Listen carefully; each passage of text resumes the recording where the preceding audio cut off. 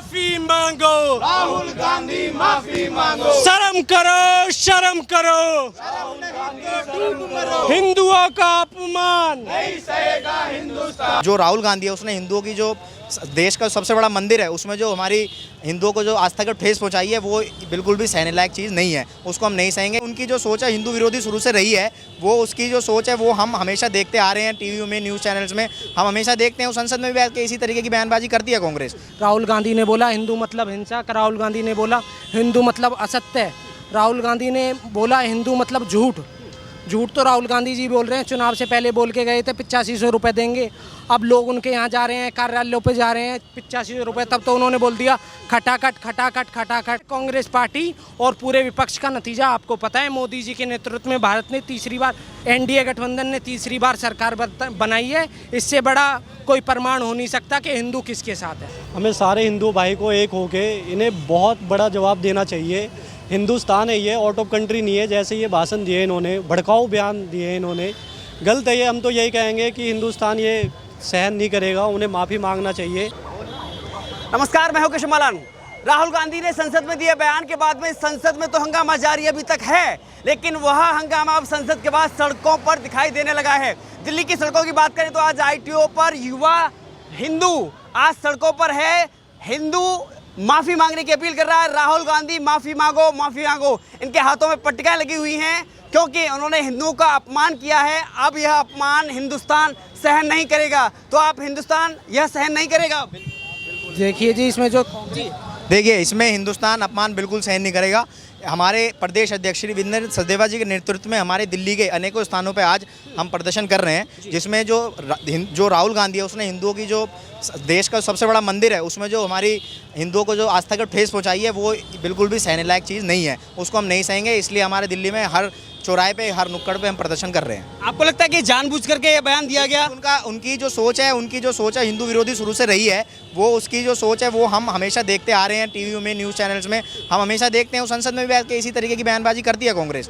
तो उसमें कोई दो राय नहीं है कि उनकी सोच हिंदू विरोधी है या नहीं है। उसमें प्रियंका वाड्रा कह रही हैं कि भाजपा नेताओं के लिए बोला गया है, ना कि हिंदुओं के लिए बोला गया है। राहुल गांधी जी ने स्पष्ट शब्दों में कहा है कि हिंदू मक्कार है, हिंदू बिल्कुल झूठ बोलता है, मक्कार है। तो ये क्या उन्होंने हमारे पर्सनल हिंदुओं के लिए थोड़ी बोला है, बीजेपी के लिए थोड़ी बोला, उन्होंने सभी जितने भी हिंदू बैठे हैं देश के सुन रहे हैं उन सभी के लिए बोला है उन्होंने। तो इसमें कोई दो राय नहीं है कि उन्होंने भाजपा के लिए बोला, उन्होंने सभी के लिए बोला है। लेकिन चुनाव से पहले उन्हीं हिंदुओं से राहुल गांधी वोट मांगते हैं और वोट देते भी है उनको जनता, क्योंकि इस बार 99 सीटें आकर के वो संसद में बैठे हैं। देखिए 414 से वो 44 पे आ गए, बीच का एक मोदी जी ने निकालने का काम उनका किया है। तो इसमें कोई बड़ी बात नहीं है, अभी भी वो 2 डिजिट्स में ही है।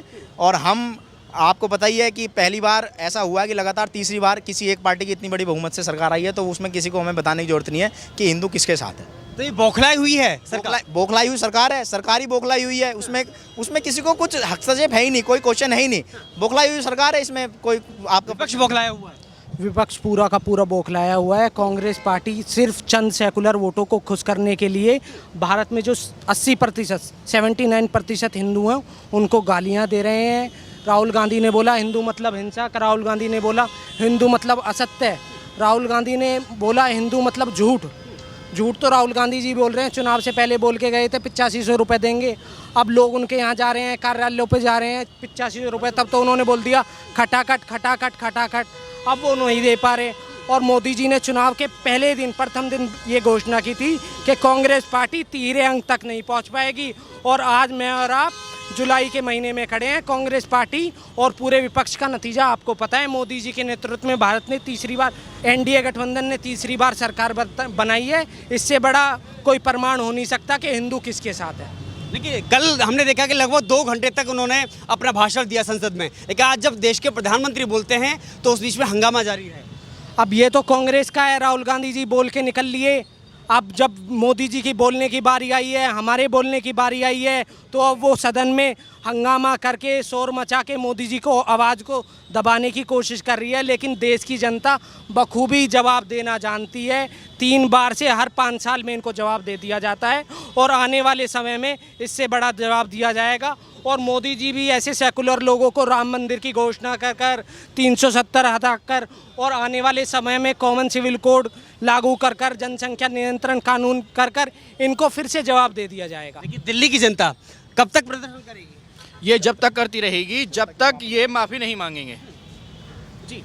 जब तक ये माफ़ी नहीं मांगते हिंदुओं से, इन सब एक हिंदू, हमारा जो एक देश है ये एक राष्ट्र, हिंदू राष्ट्र देश है, ठीक है। ये जब तक माफ़ी नहीं मांगेंगे हम प्रदर्शन करते रहेंगे, डटे रहेंगे और इनके खिलाफ प्रदर्शन हम हमेशा करते रहेंगे। लगता है कि हिंदुओं की भावनाओं को आहत किया गया है। बिल्कुल, इसमें तो कोई दो राय नहीं है। एक बात बताइए, जब आपको कोई मुंह पे सामने मुंह पे आपको बोलेगा कि हिंदू बदनाम है, हिंदू ये है, हिंदू वो है, तो हिंदुओं को बुरा नहीं लगेगा क्या? हिंदुओं के मन में ठेस पहुंची। आप देख सकते हैं यहाँ भी अभी हम 15 लोग आए थे हमारे साथ, अभी पिछले अभी वो तो हमारे जो सहयोगी हैं, पुलिस है हमारी, उन्होंने हमसे रिक्वेस्ट करी है किसी सिक्योरिटी पर्पज़ से हम हट गए, नहीं तो देखते देखते अभी यहाँ पे 50-100 लोग इकट्ठा हो गए थे। तो ऐसा नहीं है कि हिंदू जो हम ही लोग या कि भारतीय जनता पार्टी के लोग हैं, हमारे साथ और भी अन्य लोग हैं जो हिंदुओं जिनकी ठेस पहुँची है, तो उसका जवाब देने के लिए हम यहाँ आए हैं। पहले कहा गया था कि हिंदू आतंकवादी है, क्या कहेंगे?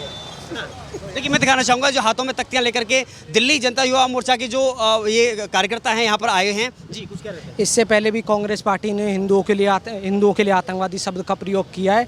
ये दरअसल गलती कांग्रेस पार्टी की नहीं है, गलती राहुल गांधी की भी नहीं है। बेचारा 10 साल से भैया सत्ता से दूर है, अब 15वीं साल में आया है तो उसको नेता विपक्ष मिल गया है, तो उसको पचा नहीं पा रहे हैं। उनको भी लग रहा है कि 99 सीट कैसे आ गई, हम नेता विपक्ष कैसे बन गए। अब नेता विपक्ष का उनको पद मिल गया तो वो उसी में सोच रहे हैं कि उनको ऐसा क्या मिल गया है, तो इसलिए वो अनाप शनाप बयान दे रहे हैं। और प्रियंका गांधी जी उनके बयान का बचाव कर रही है। प्रियंका गांधी का मुझे तो लगता नहीं है देश में कहीं प्रियंका गांधी के नाम की स्वीकार्यता है। बस उनके नाम से एक टैग है कि वो राजीव गांधी जी की बेटी हैं, सोनिया गांधी की बेटी है, राहुल गांधी जी की बहन है, बस उससे ज़्यादा उनकी कोई पहचान नहीं है। अब वो राहुल गांधी के बयान का बचाव ही करती रहेंगी। जैसे कल राहुल गांधी ने कहा कि हम एक चेतावनी और उन्होंने दी, उन्होंने एक चुनौती दी कि गुजरात में इस बार हम भाजपा को हराएंगे, कांग्रेस हराएंगे। गुजरात के साथ साथ अभी हरियाणा में चुनाव है, महाराष्ट्र में चुनाव है। गुजरात से पहले हरियाणा और महाराष्ट्र की जनता उनको पहले से जवाब दे देगी, पहले से बड़ा जवाब मिलेगा इस बार उनको। और गुजरात के सपने तो वो देखना शायद कांग्रेस के संगठन ने कम से कम 20 से 25 सालों से छोड़ रखा है। अब वो ऐसी बातें करने हैं, वो देख लें इस बार सपना गुजरात का भी। जी, नेता प्रतिपक्ष की भूमिका निभा पा रहे हैं? कहाँ निभा पा रहे हैं? जब एक बात बताइए आप मेरे को, जो कोई 44-45 साल का व्यक्ति वो एक ऐसे हिंदू प्रधान देश में रह रहा है और वो हिंदू को इतनी छोटी बात कर रहा है ना, तो वो कहाँ पचा पा रहे हैं? तो ये तो मेरे हिसाब से वो बिल्कुल ही ज़्यादा ऐसी बातें कर रहे हैं जो उनको नहीं करनी चाहिए। उनका माफ़ी मांगनी चाहिए। बिल्कुल जी, ये बिल्कुल ही इतना बड़ा बयान इन्होंने करा है हिंदुओं को लेके। हमें सारे हिंदू भाई को एक होके इन्हें बहुत बड़ा जवाब देना चाहिए। हिंदुस्तान है ये, आउट ऑफ कंट्री नहीं है। जैसे ये भाषण दिए इन्होंने, भड़काऊ बयान दिए इन्होंने, गलत है ये। हम तो यही कहेंगे कि हिंदुस्तान ये सहन नहीं करेगा, उन्हें माफ़ी मांगना चाहिए। माफ़ी मांगनी चाहिए। बहुत बहुत धन्यवाद। हिंदुओं का अपमान नहीं सहेगा हिंदुस्तान के पोस्टर के साथ में भारतीय जनता युवा मोर्चा दिल्ली प्रदेश अध्यक्ष, दिल्ली प्रदेश के जो कार्यकर्ता हैं युवा मोर्चा के यहाँ पर इकट्ठा हुए हैं, जो कि हाथों में तख्तियाँ लेकर के राहुल गांधी से मांग कर रहे हैं कि वो इस मामले पर, इस मुद्दे पर माफ़ी मांगे, माफ़ी मांगे। माफी मांगो, राहुल गांधी माफी मांगो, शर्म करो, शर्म करो, डूब मरो, डूब मरो, डूब मरो, राहुल गांधी डूब मरो, अरे शर्म करो, शर्म करो, राहुल गांधी शर्म करो, माफी मांगो, माफी मांगो, राहुल गांधी माफी मांगो। हिंदुओं का अपमान, नहीं सहेगा हिंदुस्तान, हिंदुओं का अपमान। नहीं सहेगा हिंदुस्तान। शुक्रिया।